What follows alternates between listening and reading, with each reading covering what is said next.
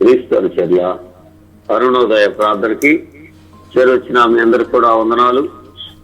ఉదయకాల సమయంలో మరి ప్రతిరోజు మనం నూతనంగా ఒక సందేశాన్ని వింటూ వచ్చాం. ఈరోజు కూడా యేసుక్రీస్తుని గురించి, క్రిస్మస్ గురించి మరొక సందేశాన్ని మనం విందాం. ప్రభు ఈ లోకాన పుట్టారు అనే మాట సహజంగా అందరం కూడా అదే మాట్లాడుతూ వస్తున్నాం. దాని చుట్టూ ఉండేటటువంటి ఎన్నో విషయాలు, ఎన్నో అంశాలు మనం మాట్లాడుతూ వచ్చాం.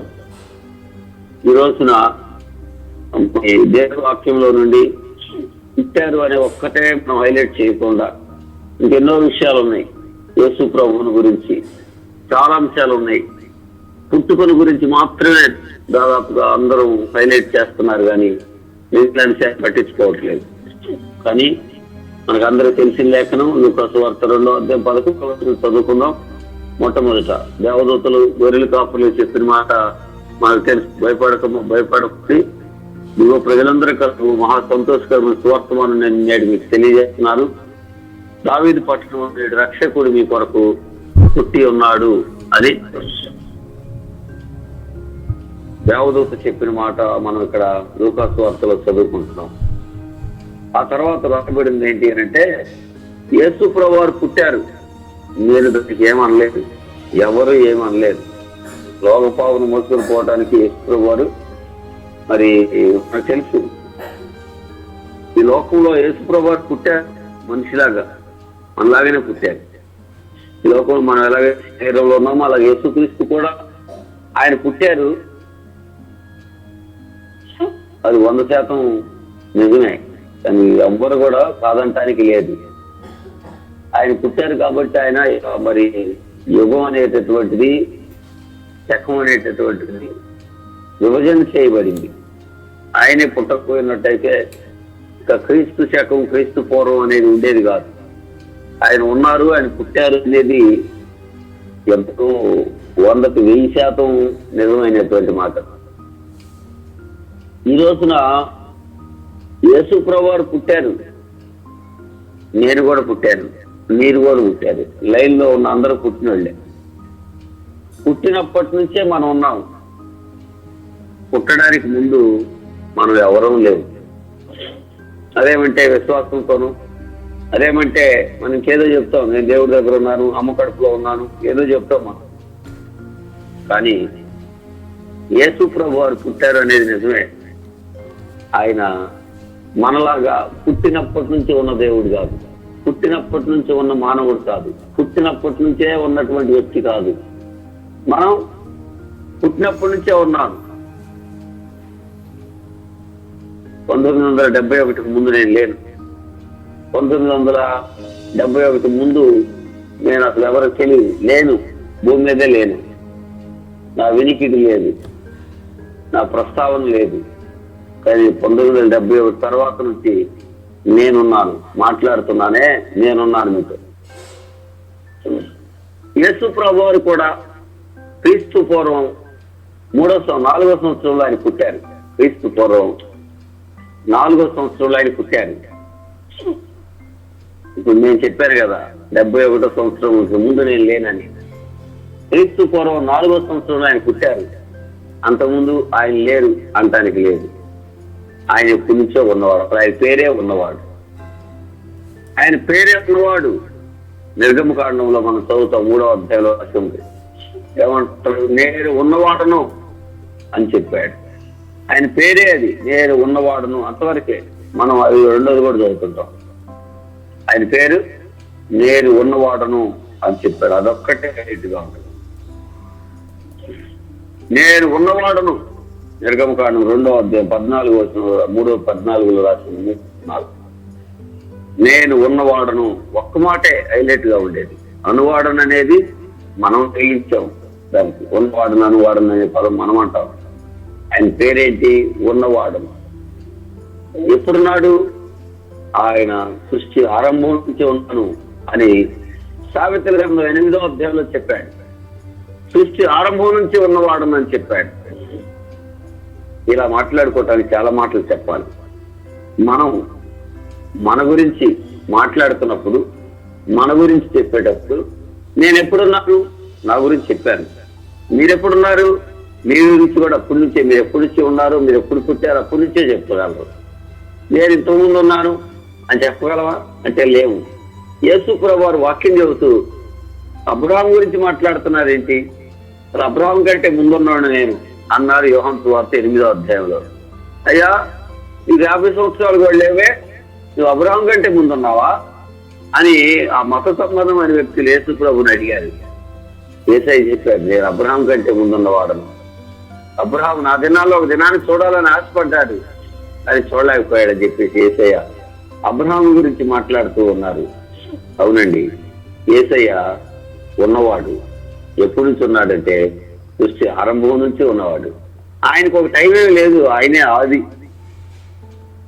ఆది అంతమైనటువంటి వాడు. ఆయనే ఆది. కొలసి పత్రిక 1వ అధ్యాయం 16వ వచనం రాసింది, సృష్టికి ఆయన ఆధారం, ఆయనే బేస్. సృష్టి ఉంది అని అంటే కారణం యేసు ప్రభువు వారే. సమస్తం ఆయన మూలం కలిగిన, ఆయన లేకుండా ఏమీ కలగలేదు. సమస్తం ఆయన మూలానే కలిగిన. యేసుని గురించి రాసిందండి యోహాను సువార్త 1వ అధ్యాయంలో 2వ వచనంలో, సమస్తము ఆయన మూలంగా కలిగిన. 1, 2, 3 వచనాలు ఇవే రాసి ఉంటాయి. ఆది యందు వాక్కు ఉండెను. వాక్యం అని మనందరికి ఏదో అర్థమయ్యే పదంలో రాసింది, కానీ ఆది యందు వాక్యము కాదు. ఆది యందు వాక్కు ఉండెను, వాక్కు దేవుని యొద్ద ఉండెను, ఆ వాక్కే దేవుడై ఉండెను, ఆయన ఆది యందు దేవుని యొద్ద ఉండెను అని రాసింది. ఆ వాక్కు దేవుని యొద్ద నుంచి వస్తుంది. సమస్తం ఆయన మూలం కలిగను, ఆయన లేకుండా ఏదీ కలగలేదని రాసింది. యేసును గురించిన మాటలు ఉన్నాయి, మనం చూస్తాం. ఆయన ఇప్పుడు ఎప్పటి నుంచి ఉన్నాడు? యేసు ప్రభు వారు మన భారతదేశంలో అనేక మంది మత సంబంధమైనటువంటి వ్యక్తుల ఆలోచన, మత సంబంధమైన వ్యక్తుల యొక్క ఉద్దేశ ప్రకారం పుట్టినప్పటి నుంచే ఉన్నాడు. యేసు ప్రభు 2000 సంవత్సరాల క్రితం నుంచేగా ఉంది యేసయ్య అనేది మన భారతదేశంలో అనేక మంది చెప్తున్న మాట. కానీ యేసుని గురించి రాసింది ఆయన ఉన్నవాడు, ఆయన సృష్టి ఆరంభం నుంచి ఉన్నటువంటి వాడు. బైబిల్ ఏం చెప్తుంది అనంటే, ఒక మాట రాశారు, శరీరధారిగా పుట్టాడు అనే మాట. అంతవరకు మనం చెప్పాల్సింది. శరీరాన్ని ధరించుకొని 2000 సంవత్సరాల క్రితం, 2028 సంవత్సరాల క్రితం పుట్టారు. కరెక్ట్ గా చెప్పాలి అనంటే యేసు ప్రభు వారు 2028 సంవత్సరాల క్రితం పుట్టారు. ఆయన పుట్టి ఇప్పటికి 2028 సంవత్సరాలు అయింది. ఈ ఒక 24 సంవత్సరాలు క్రీస్తు పూర్వంలో ఇంకా 4 సంవత్సరాలు ముందుగానే పుట్టారు. కాబట్టి 2028 సంవత్సరాల క్రితం యేసయ్య పుట్టారు. బైబిల్ ఏం చెప్పింది అంటే, పుట్టారు అనేది నిజమే, కానీ ఇంకొక మాట మనం చదువుకుందాం. తిమోతి మొదటి పత్రిక 1వ అధ్యాయం 15వ వచనం. తిమోతి మొదటి పత్రిక 1వ అధ్యాయం 15వ వచనంగా రాస్తుంది, పాపులను రక్షించుటకు క్రీస్తు యేసు లోకంలోనికి వచ్చెను అని రాస్తుంది. పాపులను రక్షించుటకు క్రీస్తు యేసు ఈ లోకంలోనికి వచ్చెను అనే మాట రాసింది. లోకంలోనికి వచ్చెను. మనం దేవుని నమ్మినటువంటి బిడ్డలంగా, ముఖ్యంగా తెలుసుకుంటున్న బిడ్డలంగా, క్రీస్తు చర్యలు ఉన్న వ్యక్తులుగా మనం హైలైట్ చేయాల్సింది, మనం చెప్పవలసింది, మనం తెలియజేయాల్సింది, మనం నొక్కి చెప్పాల్సింది ఏంటి అనంటే, ఆయన వచ్చాడు. ఎలాంటి మాటలు చెప్పాలి? మనం పుట్టాడు, రక్షకుడు ఉదయించాడు. ఇందాక అమ్మాయి పాడిన పాట చక్క మంచి పాట కాదంటలేదు, ఎన్నో పాటలలో రాసి ఉన్నాయి కాబట్టి మనం వాటిని అలాగే పాడుతున్నాం. కానీ ఆయన వచ్చాడు అనేది మనం పాడాలి. ఆయన గురించి రాసింది ఇలాగా, క్రీస్తు యేసు పాపులను రక్షించడానికి వచ్చాడని రాసి ఉంది. వచ్చాడు అంటే బైబిల్లో రాసింది. ఇంకా ఆయన దిగి వచ్చెను అని రాసింది ఇంకొక మాట. ఇవన్నీ మనం రాసుకోవచ్చు, చక్కగా ఆర్డర్గా మనం రాసుకోవచ్చు. యేసు ప్రభువుని గురించి వచ్చెను అనే మాట ఇక్కడ తిమోతిలో చదివాం. ఆయన దిగి వచ్చెను అని మాట రాసి ఉంటుంది. ఎక్కడి నుంచి దిగి వచ్చాడు? ఎక్కడి నుంచి దిగి వచ్చాడు అంటే ఆయన పరలోకం నుండి దిగి వచ్చాడు. అంతేకాకుండా ఆయన అక్కడ ఏం చేస్తున్నారు, అక్కడ ఎప్పటి నుంచి ఉన్నారు, ఈ విషయాలు మనం మాట్లాడుకోవచ్చు. చాలా మాటలు ఇప్పుడే ఊరికి ఒక ఉదాహరణగా ఒక మాట చెప్పుకున్నాం. ఆయన సృష్టి ఆరంభం నుంచి ఉన్నవాడు. ఆయనకు మొదలు అనేటటువంటిది ఏమీ లేదు. అసలు ఆయన ఉన్నవాడు, ఆయన్ని మనం ప్రశ్నించే అంత, ఆయన్ని మనం ఎప్పటి నుంచి ఉన్నావు అని అడిగే అంత ఇది లేదు మన జీవితాలు. ఆయన సంవత్సరాల సంఖ్య మితిలేనిది అని రాసి ఉంటుంది. కాబట్టి ఆయన పలానా సంవత్సరం నుంచి ఉన్నాడు అని చెప్పేసి ఆయనకి మొదలేమి ఉండదు. మనవాళ్ళకి బర్త్డే, డెత్ డే రెండు ఉంటాయి, కానీ యేసు ప్రభుకి ఆయనకి అలాంటిది ఏమీ లేదు. ఆది ఆయనే, అంతం ఆయనే. ఏంటి పలానా సంవత్సరంలో నుంచి ఉన్నారు ఏసయ్య, పలానా సంవత్సరం దాకా ఉన్నారు అని ఆయన సమాధి మీద ఏమి రాసిలేదు. ఆయన సమాధి మీద అలాంటిది ఏమీ రాసిలేదు, ఏమి ఉండదు కూడా. ఆయనకి బైబిల్ ఏమి రాస్తుంది అంటే యేసు ప్రభు వారు వచ్చారు. అయితే ఆయన యోహాను సువార్తలో మనం చదువుతుంటాం, ఆయన గురించి రాసిన ఎన్నో విషయాలు రాసి ఉన్నాయి. ఆయన యోహాను సువార్తలు చాలా మాటలు రాసి ఉంటాయి. ఇంకొకటి, యేసు ప్రభు వారు యోహాను మొదటి పత్రిక 3వ అధ్యాయం 5వ వచనం ఇలా రాసి ఉంటుంది. 3వ అధ్యాయం 5వ వచనం ఇలా రాసి ఉంటుంది. యోహాను రాసిన మొదటి పత్రిక 3వ అధ్యాయం 5వ వచనం 222వ పేజీ. పాపములు తీసివేయుటకై ఆయన ప్రత్యక్షమాయను అని రాసి ఉంది. నేను చెప్తున్న సందర్భం, వాక్యంలోంచి నేను మీకు తెలియజేస్తున్నటువంటి ఈ మాటలను కొంచెం అందరూ కూడా నోట్ చేసుకుందాం, గుర్తుపెట్టుకుందాం. ఏమి రాస్తుంది అక్కడ? ఆయన పుట్టాడు అనేది వాస్తవం. నేను కాదు, ఎవరు కాదు, ఇది ఎవ్వరు ఏం అనలేదు, సాధన లేనటువంటి గొప్ప సత్యం. ఆయన పుట్టారు, శరీరధారిగా పుట్టారు. దేవుని దగ్గర వాక్కుగా ఉన్నవాడు, ఆ వాక్యే శరీరాన్ని ధరించుకొని వచ్చిందని యోహాను 1వ అధ్యాయం 14వ వచనంలో రాసి ఉంటుంది. శరీరాన్ని ధరించుకొని మన మధ్య అని రాసి ఉంటుంది. యోహాను సువార్త 1వ అధ్యాయం 14వ వచనంలో అక్కడ రాసిన మాట మనం చదువుతున్నాం. లూకా సువార్త 2వ అధ్యాయం 11వ వచనం చదివారు. తిమోతి మొదటి పత్రిక 1వ అధ్యాయం 15వ వచనం చదివారు. యోహాను మొదటి పత్రిక అలాగే 3వ అధ్యాయం 5వ వచనం చదువుతున్నారు.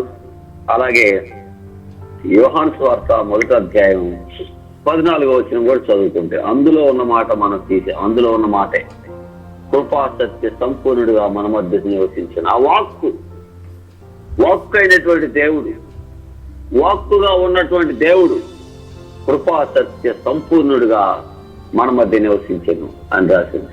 మన మధ్య నివసించాడు, శరీరధారిగా మన మధ్య నివసించను అని రాసి ఉంది. మన మధ్య నివాసం చేయడానికి వచ్చాడు ఆయన. అంతకుముందు మీకు తెలుసు, ఆది కాండంలో మనం చూస్తున్నాం. ఆది కాండం 1వ అధ్యాయం 26వ వచనంలో ఉన్నారు. ఆది కాండం 3వ అధ్యాయం 22వ వచనంలో ఉన్నారు. ఆది కాండం 15వ అధ్యాయం 1వ వచనంలో ఉన్నారు.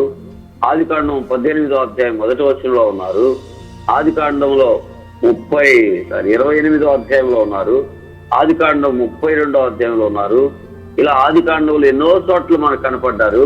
నిర్గమకాండం 3వ అధ్యాయంలో మన 14వ వచనంలో కనిపించారు. నిర్గమ కాండంలో ఇలాగ వరుస పెట్టి మనం చూడొచ్చు. అలాగే ఎన్నో చోట్ల పాత నిబంధనలు ఎన్నో చోట్ల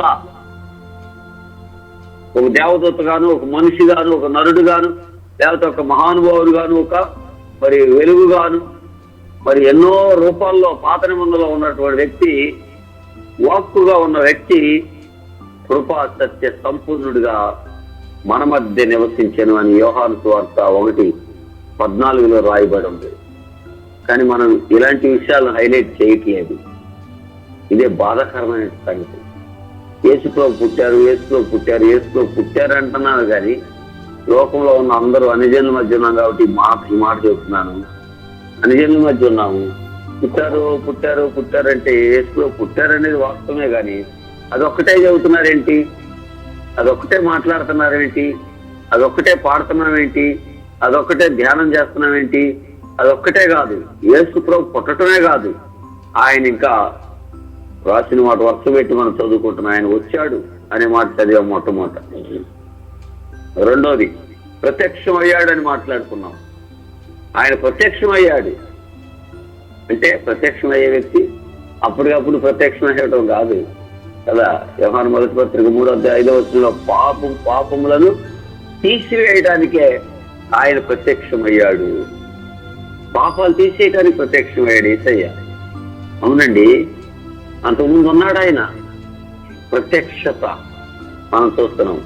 ఆది కాండంలో అక్కడి నుంచి ఎన్నో చోట్ల ప్రత్యక్షం అవటం, దేవుని ప్రత్యక్షతను మనం చూసాం. మనం యెహోవా వాక్కు నాకు ప్రత్యక్షమై ఇలాగ సెలవిచ్చెను అనే మాటలు ఎన్నిసార్లు చదవలేదు మీరు? ఏంటి ప్రత్యక్షత?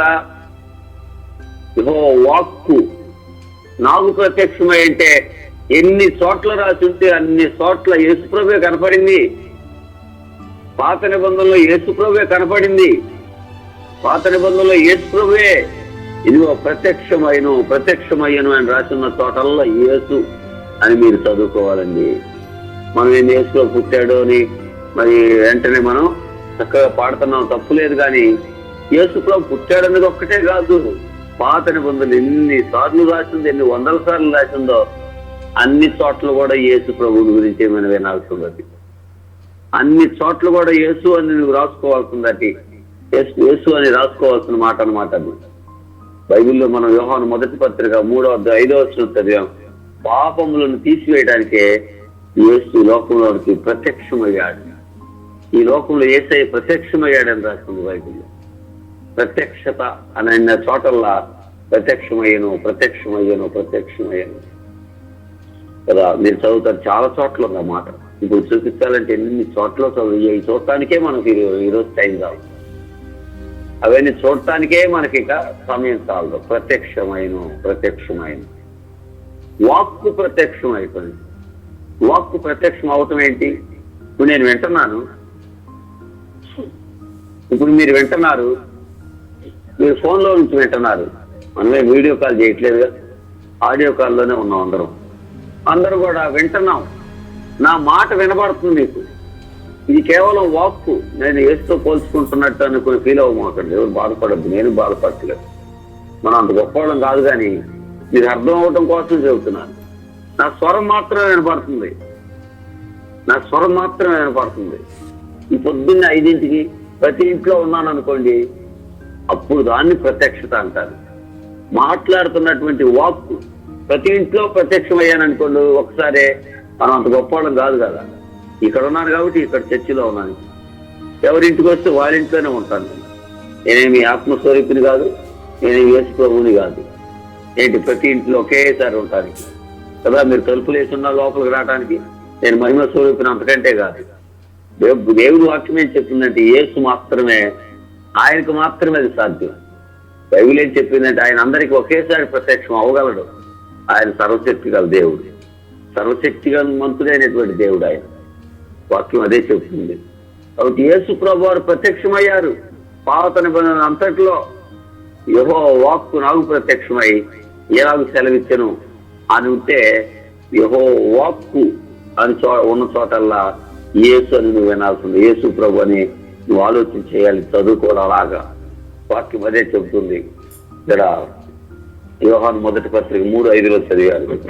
పాపములను తీసివేయడానికి మనిషి కుమారుడు, దేవుని కుమారుడు ప్రత్యక్షమయ్యాడని రాశాడు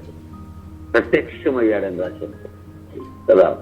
వచ్చెను అనే వాక్యాలు చాలా ఉన్నాయండి కదా. వచ్చెను అనే వాక్యాలు చాలా రిఫరెన్సులు మనకు కనపడతాయి. జక్కయ్య గురించి ఏం రాసి ఉంది? జక్కయ్య దగ్గర నశించిన దానిని వెదకి రక్షించుటకు మనుషు కుమారుడు లోకంలోనికి వచ్చారు ఆయన. అంతేకాదు, చాలా మనం ఇలాంటి ఉదాహరణలు చాలా చెప్పుకోవచ్చు అండి.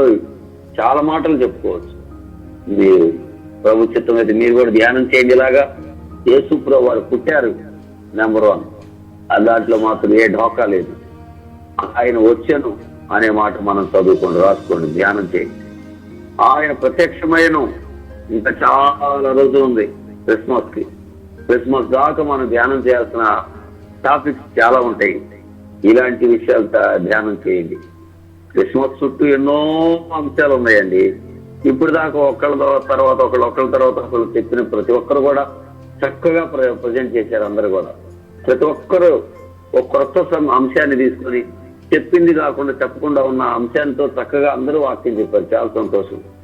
అయితే ఇంకా చాలా అంశాలు ఉన్నాయి. ఇదిగో యేసు వచ్చాను, యేసు ప్రత్యక్షమయ్యాడు, యేసు ఉదయించాడు, యేసు ప్రకాశించాడు, యేసు ఆయన దిగి వచ్చాడు, యేసు పంపబడ్డాడు. ఇంకా చాలా అంశాలు రాయిస్తున్నాయండి. గడిచిన సంవత్సరాలు కొన్ని ధ్యానం చేశాం, అన్ని ధ్యానం చేయలేదు మనం. కాబట్టి మీరు కూడా ఇలాంటి విషయాలు ధ్యానం చేయండి. ఆయన ఉదయించెను అని రాసి ఉందండి. ఆయన ఉదయించెను. మీరు యెషయా గ్రంథం 9వ అధ్యాయం 1వ వచనంలోను, మత్తయి సువార్త 4వ అధ్యాయం 16వ వచనంలో కూడా ఈ మాట రాసి ఉంది. 16వ వచనం అంటే ఈ వచనం అంతా చాలా పెద్దది. అందులో యెషయా 9వ అధ్యాయం 1వ వచనంలో కూడా ముఖ్యంగా యెషయా గ్రంథంలో ఉన్న మాట మత్తయి సువార్తలో ఉంది, లూకాలో కూడా ఉంది.